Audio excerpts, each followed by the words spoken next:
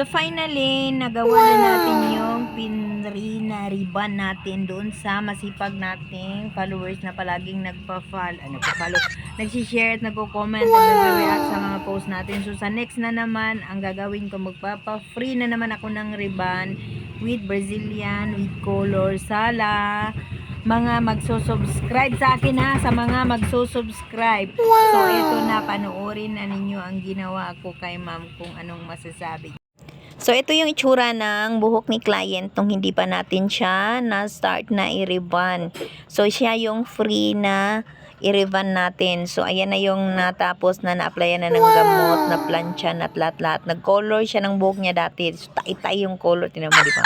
So, ang ganda na ng outcome ng hair niya. So, salamat pala sa palibre kong ribbon sa kanya. Charot, takpay nagpapasalamat mo. So, kung masipag ka na mag-comment, mag-share, at saka mag-react sa mga post ko, balay mo. Balang araw, ikaw yung next. Pero, ang next ko na i-free ribbon, yung mga magsusubscribe sa akin. Kaya ano pang ginagawa mo? Subscribe mo na ako.